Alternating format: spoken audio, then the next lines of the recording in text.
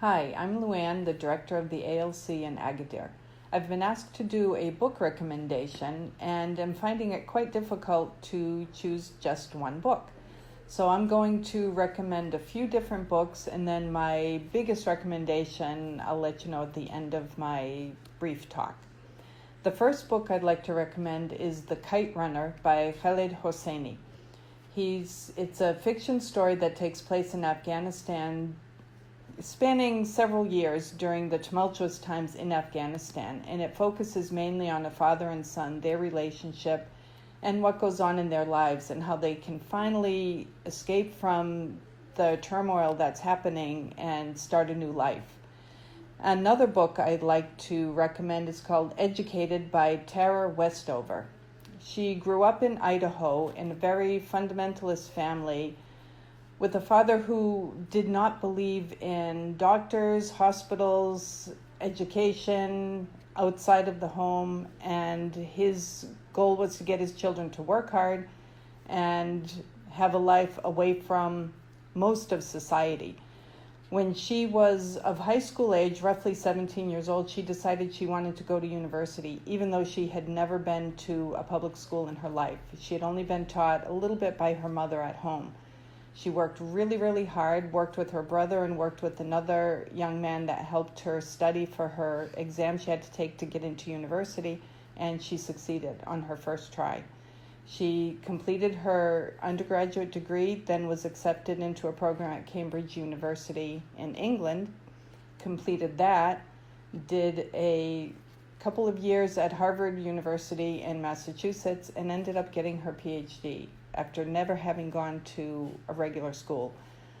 She worked hard, she overcame a lot of adversity to succeed, and she did. Another book I really enjoyed reading was called Grandma Gatewood's Walk. That was by Ben Montgomery. He chronicled the life of an older woman in the U.S. She was born in the late 1800s, and when she turned 67, she decided to go for a walk. She told her children, "I'm going for a walk." And what a walk she took. She hiked the Appalachian Trail, which is in the eastern U.S., and it's through a mountain range, and it climbs up and down, I think it's 7 mountain peaks. She did this by herself, and it took her several months. The whole length of the trail is 2,050 miles. She did it at 67 years old wearing a pair of sneakers.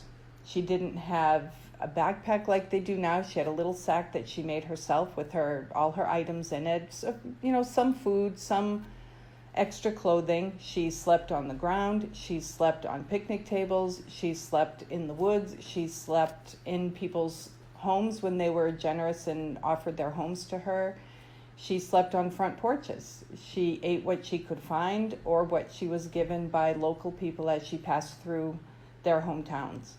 It was truly amazing to see what a 67-year-old woman could do with determination and drive. She didn't quit no matter what happened, how many times she fell. She fell in rivers, she fell on rocks, she lost her glasses, and she still persevered. She kept going. I read this while I was walking on my treadmill and thinking I needed to quit walking because I was getting tired, and reading this, there was no way I was going to quit. If a 67-year-old woman could do it, hiking the Appalachian Trail, I can do it 10 more minutes on my treadmill. Another book I really enjoyed reading was The Girl with 7 Names. This was by Hyun-So Lee, a North Korean woman who escaped from North Korea when she was 17. She went to visit family members over the border with China. She just expected to spend a night or 2 nights with her family there, and she spent so much time there she could not go back to North Korea. She didn't really want to. It was a difficult life in North Korea, and she ended up going through China and then ended in South Korea. It was a lot of tragedy in her life, a lot of difficult times, and it just opened my eyes to what was really happening in North Korea. And to say somebody has a hard life and they have freedom to travel within their country or to get a job they want within their country is not a hard life. Not when you read what she went through. Very inspiring book. Another book I read recently is called Born a Crime by Trevor Noah. He was born in South Africa during apartheid. to a white father and a black mother, which at the time was illegal, hence the name Born a Crime. He talks with humor about the difficulties of living as a black person in South Africa. It was just enjoyable to read his book, although it was a difficult time he went through. He could see the humorous side of it. His mother could see the humorous side of it. In one part of the book, she's actually shot, and she makes a joke with him. He's crying and saying, I'm afraid you're going to die. And all she says to him is, well, now that my nose is messed up, you're the best looking one in the family.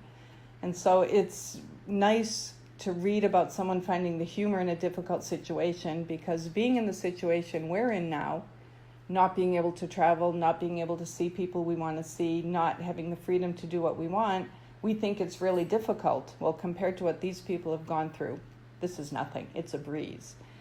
And another book I read was called The Outliers by Malcolm Gladwell. It talks about how people reach success and why people were successful. What did they do to achieve success? And so many people say, oh, they're an overnight success. Well, overnight is not really overnight. Overnight is hours and hours and hours of hard work, perseverance, struggling to get where you want to get to, and never giving up. Yes, sometimes it's being in the right place at the right time, but it's also taking advantage of that right place at the right time. Excellent book to read. Now, my biggest recommendation of all is to read. Read what you enjoy. Read what makes you happy. Read what keeps you reading. If you're reading something and hating it, so you keep putting it down, don't read that. Read something else. Find something you enjoy. If you like feel-good family stories, Debbie Maycomer is a great author. Happy, yes, there's a little bit of adversity in the books, but they end up happy all the time. It's a nice escape read. It's a nice book to read on the beach. It's a nice book to read if you're on a bus. Just a happy book. If you like mysteries, but you want a good ending and you don't want a lot of violence, you can read Mary Higgins Clark. Very simple reads, very enjoyable, easy to read, and it always has a good ending. That's what I like about her books. If you like detective novels that is in a series that you can read one after the other with the same main characters, Sue Grafton writes some really good detective novels. Not violent, but keeps you guessing. So my biggest recommendation again is just read.